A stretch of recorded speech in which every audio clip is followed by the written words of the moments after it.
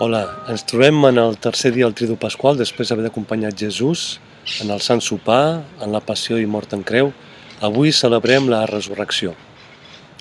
Atjatge és un filòsof francès que té un llibre que podem traduir com Resurrecció, manual d'instruccions, i comenta de manera provocativa diferents textos del Nou Testament que parlen de la resurrecció.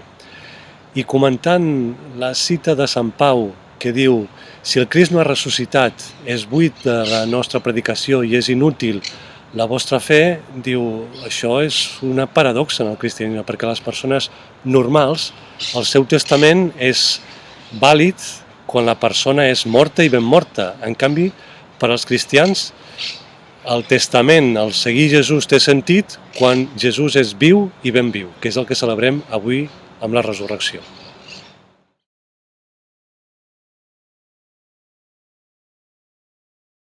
Hi ha dos verbs que expressen resurrecció.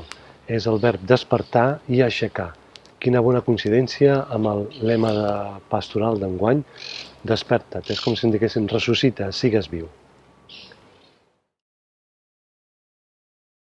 Que la mort no té la darrera paraula, que la justícia dels que havien condemnat a Jesús per blasfem i perquè molestava ha estat posada a la llum, descoberta per Déu, que diu que efectivament la forma de ser de Jesús era bona, que val la pena donar-se, donar la vida, cuidar i cuidar la vida, posar els altres al centre, com ho va fer Jesús.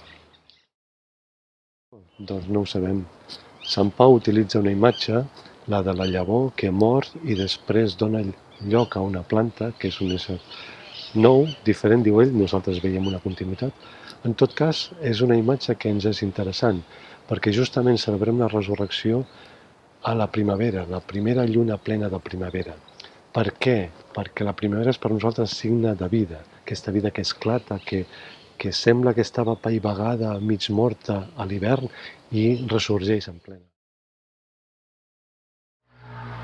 La celebració d'aquest vespre és la més important de l'any pels cristians i per això és plena de símbols, plena de...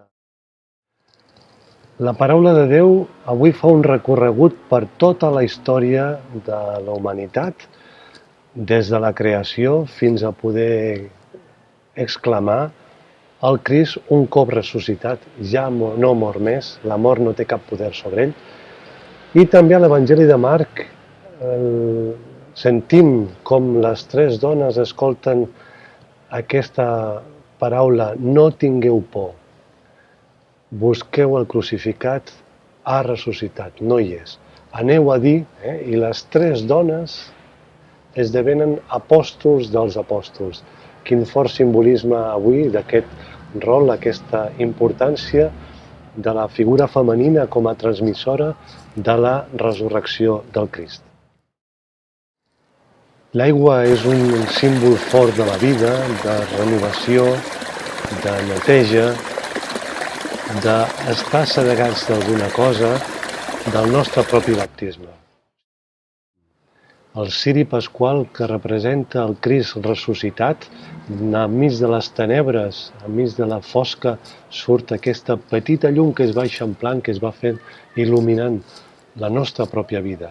En moments de dolor, de dificultats, sempre tenim aquest espai d'esperança on agafar-nos. El pa, el Crist, que ha estat trencat amb la mort i que se'ns ha donat i que ens dona forces per reviure, per tirar endavant en la nostra vida, per fer com ell va fer. Avui per a nosaltres celebrar la resurrecció del Crist és recordar que enmig de les dificultats, i segurament n'hem tingut moltes, d'aïllament, de viure aquesta situació sanitària difícil, de perdre contacte amb persones, de perdre persones estimades, de tenir situacions familiars o personals difícils, enmig de tot això, la mort, la dificultat, la desconfiança, no té la darrera paraula. Avui és un dia perquè renaixem a l'esperança, perquè malgrat tot, i també gràcies a totes les dificultats, podem tirar endavant. Sempre hi ha un bri d'oportunitat d'esperança. I avui podem potser celebrar, dir: Senyor Jesús, Tu que saps de la meva dificultat, dels meus problemes, no deixis que les meves tenebres em parlin. Dóna'm la teva llum, la teva força. Suscita en mi aquestes llavors de vida perquè em cuidi, perquè cuidi els altres, perquè cuidi del nostre món.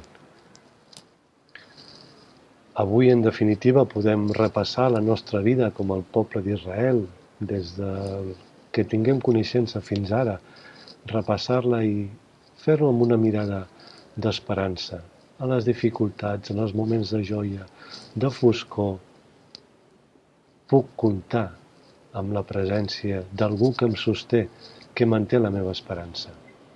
Perquè la mort no té la darrera paraula. I sentirem com Maria Magdalena, com Salomé, que se'ns diu: no tingueu por, no hi és aquí, ha ressuscitat. La vida és més forta que la mort.